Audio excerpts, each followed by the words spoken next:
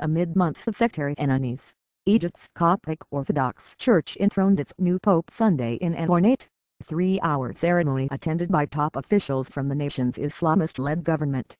The Woodrow's II, 60, was chosen the Church's 118th Pope this month in long-awaited elections following the death in March of Pope Shenouda II, who was Patriarch for 4 decades. The Cathedral of St. Mark, the Church's founding saint, erupted in applause when the papal crown was placed on the Woodrow's head. Politicians, including Prime Minister Hisham Kandil, journalists and Coptic intellectuals, attended the ceremony. The Woodrow did not address the congregation.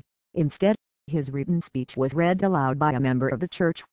The Woodrows pledged to work for harmony between Christians, who make up about 10% of Egypt's population, and majority Muslims. Pope the Woodrows is a candid, honest man. Throughout the ceremony, he was in tears, said Hanan Fikari, the Coptic columnist and activist. This shows he's genuine, and I hope he will prove to be a good leader for all of us. The Pope's enthronement was a relief for a Christian community that has increasingly worried about its rights and freedoms under the Islamist-led government that replaced the secular regime of Hosni Mubarak, who was overthrown in February 2011. The day before the Woodrows was officially installed Patriarch, acting Pope Pachomius officially withdrew the church from the nation's 100-member Constituent Assembly, which is responsible with drafting the post-revolution constitution. The church, along with women, secularists and minorities, fears the new constitution will limit civil rights and deepen the influence of Sharia law. Acting Pope Pachomius was still in charge this morning, said Fikari. He wanted to withdraw from the assembly to make sure the church's stand was known and that officials knew the Coptic Church would not allow such a narrow-minded constitution to be drafted with its name on it. Christians have faced church burnings and other attacks and have grown wary since President Mohamed Morsi, the former Muslim Brotherhood member, took office in June.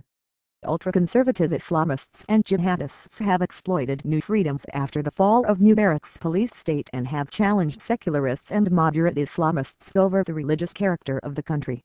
Morsi vowed to represent all Egyptians.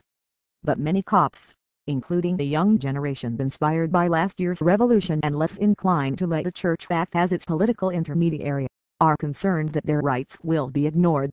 The Constituent Assembly is acting as if nobody else exists in society.